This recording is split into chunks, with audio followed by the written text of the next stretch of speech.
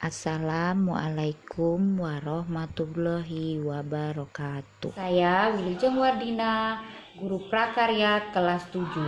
Dalam hal ini, saya akan menjelaskan materi tentang kerajinan tekstil. Sebelum kita membahas tentang materi yang akan saya bawakan, saya harap semua murid dalam keadaan sehat dan tetap Kerajinan tekstil. Sesuai dengan peta materi yang telah saya paparkan, hal-hal yang akan dibahas dalam materi kerajinan tekstil ini, yang pertama adalah fungsi dan prinsip kerajinan tekstil. Kedua, jenis dan karakteristik kerajinan tekstil.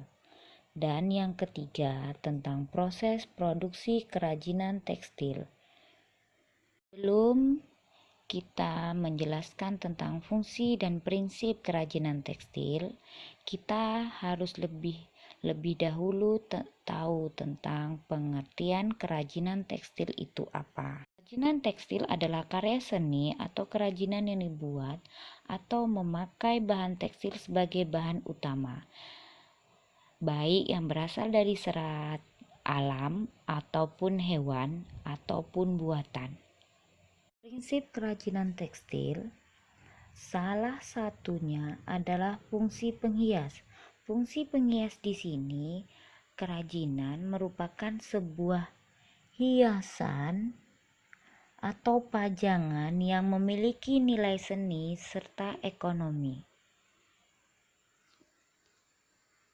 Contoh fungsi penghias adalah seperti boneka, gantungan kunci, bros jilbab,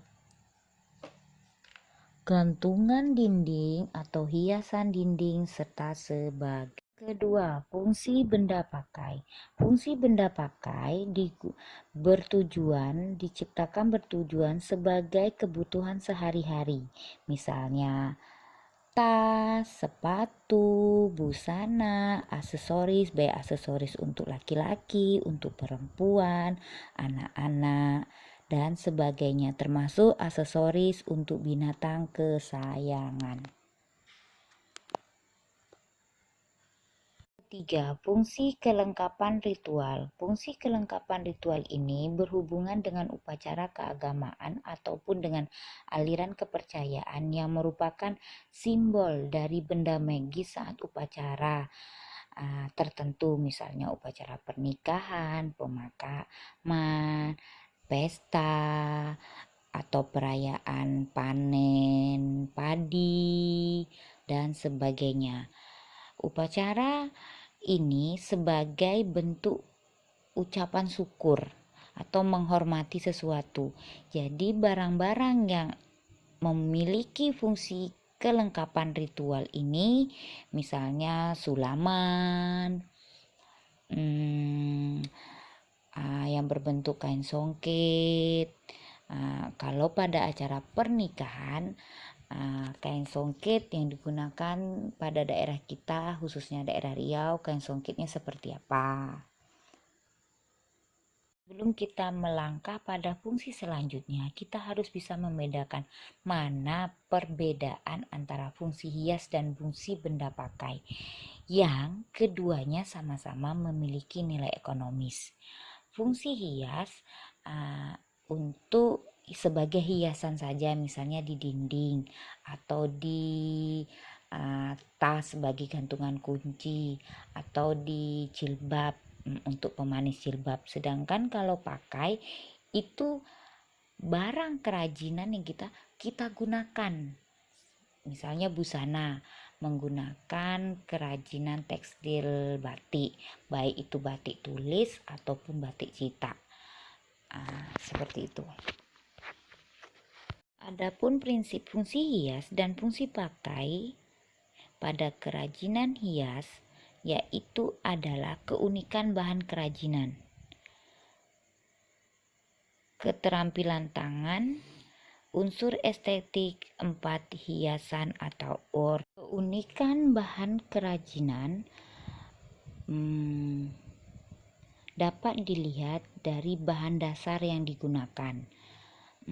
Biasanya terdiri atas bahan alam atau bahan buatan, bahan limbah organik, atau bahan limbah anorganik. Bahan alam sesuatu yang dapat kita di alam semesta. Sedangkan bahan buatan biasanya adalah bahan yang dibuat oleh manusia dengan menggunakan bahan kimia atau perpaduan antara alam dan kimia, sehingga memiliki efek atau menghasilkan sebagai bahan duplikat bahan alam. Bahan limbah organik berarti yang mudah terurai, yang dari alam, misalnya daun kering, ranting, itu adalah limbah organik. Sedangkan limbah anorganik adalah limbah yang tidak bisa terurai, misalnya pecahan kaca, pecahan genteng, dan sebagainya. Oke. Bahan ini biasanya pengrajin akan mencari di sekitar tempat tinggal ataupun mencari asal di mana bahan itu berada. Misalnya anorganik, di mana tempat pengumpulan bahan limbah anorganik itu. Misalnya bahan alam, misalnya ada batu alam di mana tempat lokasi terletaknya batu alam tersebut. Kerajinan berdasarkan bahan-bahan ini disesuaikan dengan kreativitas setiap pengrajin kerajinan tekstil.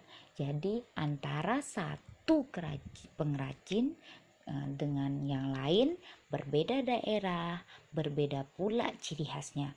Jadi mereka menunjukkan ciri khas keunikan masing-masing. Contohnya pembuat kerajinan tekstil di daerah Jawa, pada kain batik motifnya berbeda dengan pembuat kerajinan tekstil di daerah kita Sumatera, contohnya paling khususnya adalah Riau. Motif yang mereka gunakan sangat berbeda. Warna juga, pemilihan warnanya juga berbeda. Teknik dalam penyajiannya juga bisa berbeda.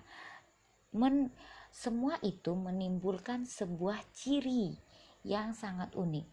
Sedangkan di Indonesia ini wilayahnya sangat luas, punya kebiasaan, punya tradisi, punya ciri khas masing-masing, sehingga setiap orang, setiap pengrajin yang berasal dari daerah menunjukkan keberagaman yang sangat berbeda-beda, hingga pada akhirnya ini membuat kerajinan tekstil ini mempunyai nilai jual atau nilai ekonomis yang berbeda pula. Jadi kita tidak bisa mematok kerajinan tekstil di Jawa harga sekian, di Sumatera harus sekian, nggak bisa. Harus sesuai dengan keunikan ataupun proses yang harus mereka jalani dalam menghasilkan sebuah kerajinan tekstil. Untuk yang kedua, keterampilan tangan. Keterampilan tangan ini adalah kelihayan seorang pengrajin yang terletak dari tangannya. Walaupun pada masa sekarang seorang pembuat kerajinan tekstil tidak hanya menggunakan tangan, dia akan mendapat bantuan dari tenaga mesin ataupun alat-alat yang ada di sekitar mereka, sehingga menghasilkan sebuah kerajinan tekstil yang makin bervariasi, yang mempunyai nilai jual, nilai keindahan, nilai estetik yang semakin tinggi. Alat-alat bantu pada kerajinan tekstil disesuaikan dengan teknik yang mereka gunakan. Jadi kita tidak bisa mematok seperti apa. Jadi teknik apa yang mereka gunakan, alatnya akan sesuai dengan teknik. Kadang juga ada yang menggabungkan beberapa teknik dalam membuat kerajinan tekstil, sehingga hasil yang itu makin beragam lagi. Unsur estetik. Estetik di sini adalah nilai keindahan. Untuk semua ini adanya fungsi yang sentuhan keindahan meningkatkan kualitas dan nilai ekonomi. Dalam kerajinan fungsi hias, fungsi pakai dalam kerajinan tekstil sangat penting karena menentukan komposisi, aspek bentuk, warna, ragam hias dalam sebuah kerajinan tekstil, baik digunakan dalam bentuk 2 dimensi atau 3 dimensi. Contohnya kerajinan tapestri dibentuk berdasarkan proporsi, komposisi, keseimbangan dan kesatuan irama serta pusat perhatian yang spesial sehingga menghasilkan produksi kerajinan tekstil yang juga spesial. Makanya kerajinan tapestri ini ada sebagian orang mengatakan itu sulit karena butuh ketelitian, ketekunan. Tapi setiap ada pengorbanan pada pengrajin tapestri akan menghasilkan nilai estetik karyanya yang sangat tinggi. Unsur hiasan ornamen. Unsur hiasan ornamen adalah unsur dekorasi yang dibuat dari berbagai cara. Misalnya dilukis, diukir, dicetak. Dalam perkembangannya ada dua jenis cara penerapan unsur hiasan pada produk kerajinan, yaitu pada permukaan produk. Produk itu jadi, selepas produk kerajinan itu jadi, baru diberi hiasan ornamen. Oke. Ada pula yang hiasan terstruktur, yaitu pembuatan hiasan dibentuk sejak awal kerajinan itu dibuat. Jadi bukan kerajinan itu jadi dulu, tapi secara bersamaan hiasan ornamen itu dibentuk saat kerajinan itu dibentuk juga, sehingga adanya produk yang menyatu dengan ornamen. Tetapi tidak menutupi kemungkinan juga kerajinan tekstil yang dibuat dulu selepas itu baru dimasukkan unsur hiasan ornamen juga menampilkan nilai ekonomis, nilai estetik, ya nilai keunikan yang sama. Oke. Ragam hias di daerah diaplikasikan pada bermacam-macam benda seperti kain ukiran pada rumah, perabotan rumah tangga, sejadah tradisional, alat musik, busana daerah, serta aksesoris. Kita tahu Indonesia terdiri atas beberapa ragam pakaian adat. Setiap pakaian adat menggunakan ornamen, hiasan ornamen yang berbeda-beda. Hiasan ornamen ini adanya penggunaan kerajinan tekstil menunjukkan nilai tradisi di dalam kerajinan tekstil pada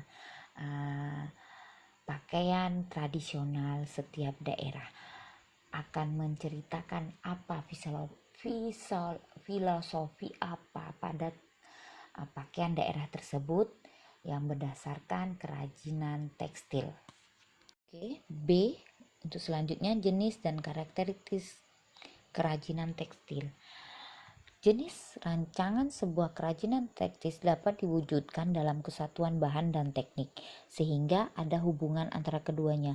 Jadi kalau bahannya tidak sinkron dengan teknik menghasilkan kerajinan yang tidak bagus juga.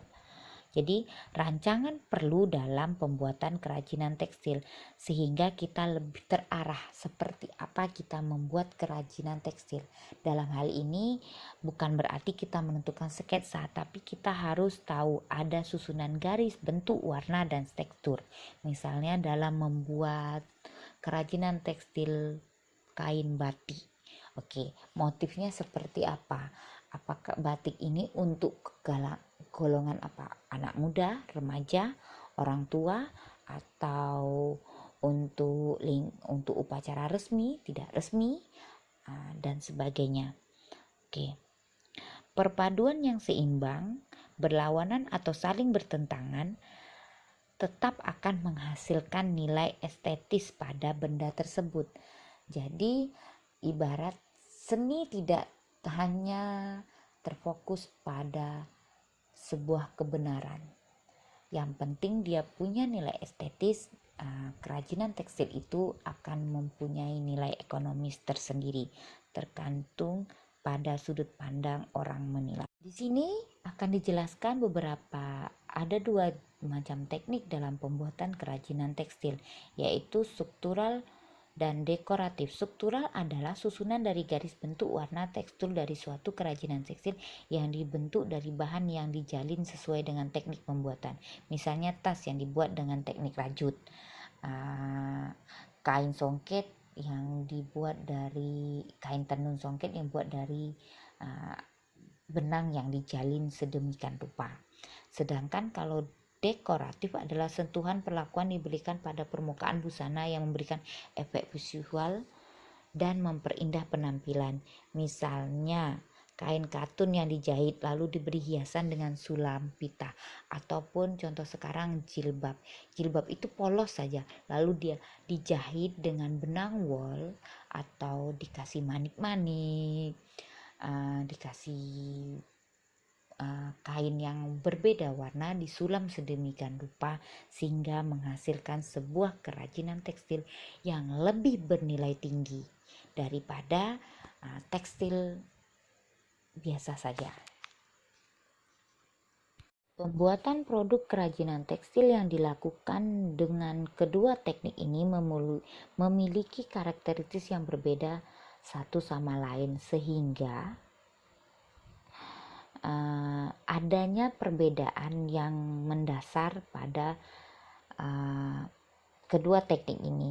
Kalau teknik struktural memiliki kecenderungan lebih klasik, unik, rumit, dan detail, sedangkan dekoratif memiliki kecenderungan hanya menghias permukaan sebuah benda, terkesan simpel, kayaknya gampang, tidak membutuhkan ketekunan yang sangat tinggi.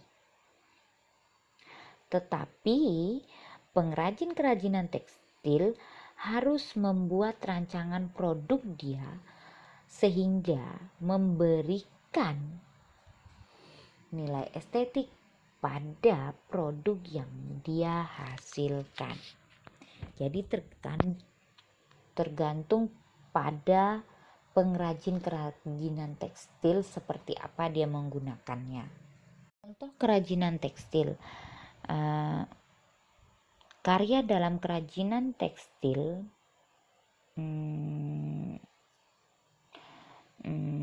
biasanya kerajinan tangan menggunakan limbah. Beragam jenis kerajinan tangan yang bisa dibuat menggunakan bahan tekstil seperti taplak meja, spray pelapis, sarung bantal, dan ragam sandang lainnya. Hal ini contoh kerajinan tekstil yang saya paparkan di sini adalah menggunakan tangan yang gampang. Yang tidak menggunakan mesin, misalnya kain tenun. Kain tenun itu kita harus ada untuk alat menenunnya. Sedangkan di sini kalau taplak meja itu kita beli kain yang merupakan hasil tekstil, kita hias sedemikian rupa, kita kasih sulaman, kita kasih ornamen-ornamen yang sesuai sehingga mempunyai nilai jual. Dan kerajinan tekstil sendiri kan terbagi atas 2, kerajinan tekstil modern dan kerajinan tekstil tradisional. Dari tiap-tiap kerajinan tersebut mempunyai fungsi yang berbeda. Biasanya kerajinan modern digunakan untuk fungsional dan praktis. Kalau kerajinan tradisional sebagai simbolis pada beragam upacara adat. Misalnya pakaian adat. Pakaian adat ini adalah kerajinan tradisional yang masih menggunakan tangan. Contohnya sepasang pakaian adat harganya sangat fantastik.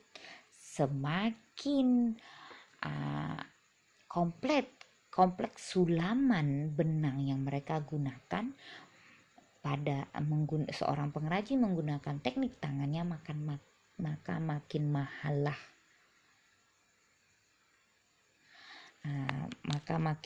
lah harga yang dia tentukan. Bahan-bahan serat yang digunakan pada kerajinan tekstil seperti serat stapel, serat alam, serat filamen, serat sintetis, dan sebagainya.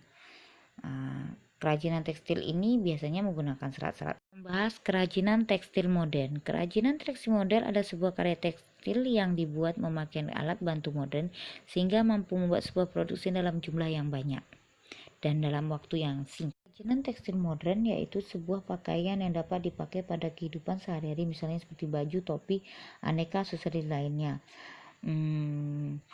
Kerajinan tekstil modern ini misalnya baju batik itu diproduksi pada jumlah yang banyak sehingga dapat meminimalisir waktu dan ongkos produksi yang besar.